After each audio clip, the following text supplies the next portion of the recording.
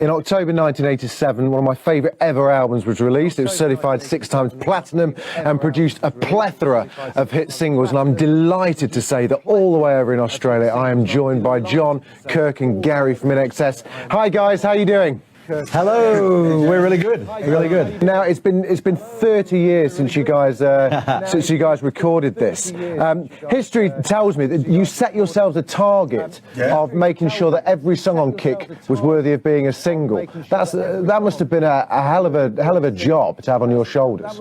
Yes, yeah, certainly a tall order, and I don't know if we achieved that, but I think that was the sort of the rule that I think was the yardstick that was trying to make, you know, every song we did treated as important as you know, the most important songs. It wasn't like just trying to get away with 2 or 3 songs and then a bunch of fillers or whatever. And then, you know, the rest of the album's like a bunch of sort of album tracks, and then we got an album. You know, their whole point was an album that we've ever done, but is to make every song absolutely critical. The best it can be. What was it like dusting off the old master tapes and listening back to it all? It must have been strange. It must have been. Yeah, well, look, it was a bit frantic actually, because it's like which one is the right tape? Well, the real drums. Yeah, and that's brutally like terrifying, to be honest.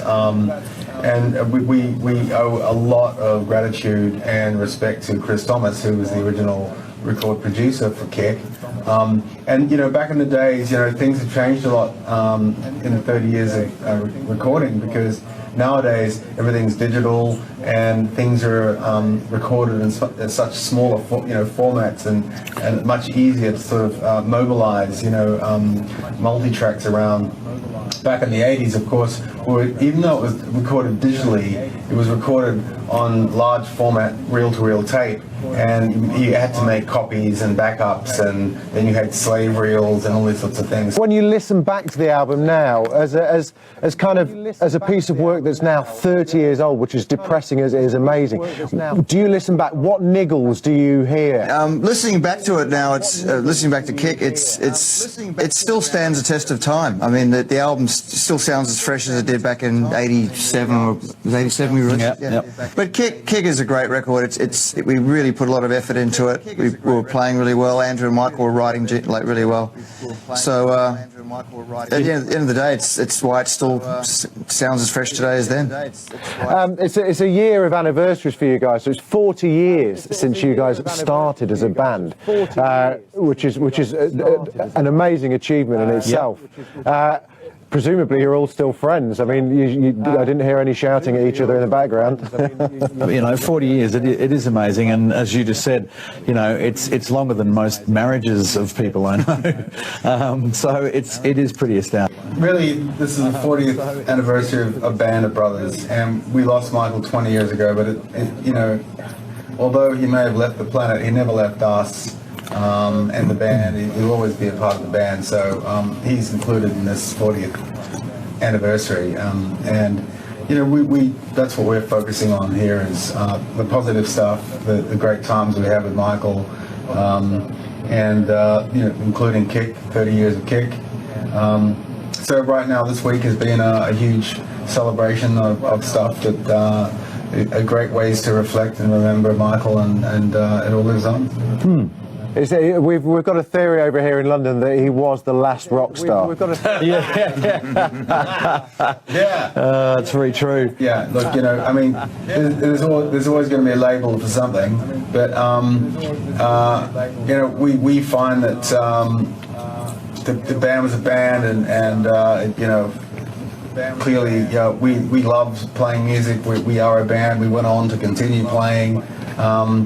But you know, without Michael, you know, we would never be the same, and we always knew that. It's just different. Yeah, it was out of our control, and but what we can do is at least party as hard as we can, like he was here. No, absolutely. And now, what have you guys got up your sleeves next? Can we look forward to X and Welcome to Wherever You Are getting the same treatment?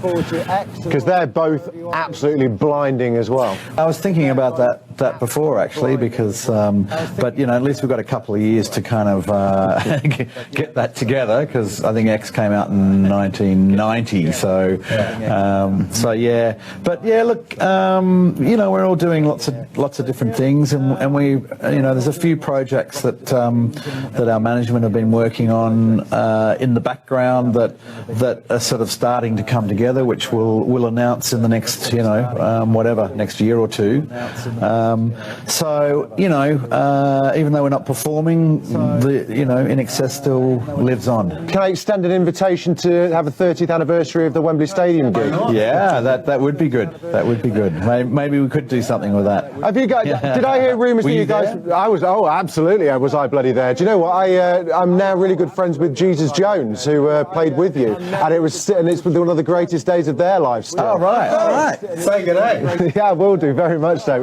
Yeah, no, I love that band. You guys making a film? Did I hear rumours of a film? What's going on with that? What can we expect from you guys next? Yeah, look, we're not really sort of announcing anything at this stage, but we're looking at, as I said, a few different projects that will mean that we can sort of sit at home and still expand, you know, the band's career without having to sort of leave our homes. But yeah, look, a few exciting things on the back burner, and we'll put it out there when we're ready to, when it's ready. Do you hear your influences out and about now? You know, Kick was such a huge sound, and it's kind of that pop rock kind of sound is still prevalent today. What's your legacy, do you think, of Kick? Prevalent today. I suppose if you had to articulate it without you know, being a musician, normally you make sounds like for a beat, or you know, you might make a horn sound like or something. So without orchestrating what my definitions of our influence to the greater pop market out there, one thing that occurred to me when I was face to face with Mick Jagger some years ago, and I'm not trying to use that name dropping as lightly, but because I was in his hotel room here in Sydney once, and he was playing me the demos for Steel Wheels, and we had a few drinks, we were having a good time, and he was like literally this far from my face, and he was singing one of the demos for Steel Wheels, and I kind of was like so blown away that there's Mick in my face singing this demo. First thing. Second thing was, I'm going, it sounds a bit like INXS. And then he actually volunteered, you know, that we inspired that, partly that album. So from that moment, I was actually, if he hadn't have said it, I wouldn't have believed it. But then I can hear little things that trickle in. And I think from then on, you know, we all borrow from each other. We all inspired from, you know, from each other. I mean, we grew up listening to the Beatles. We grew up listening to Rolling Stones.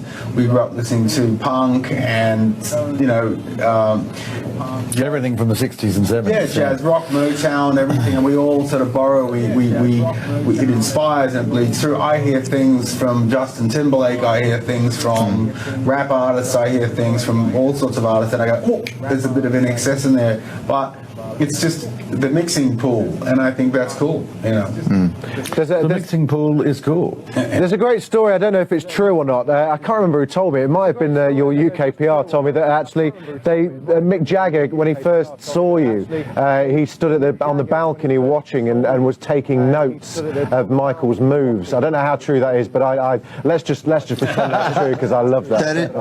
That is true.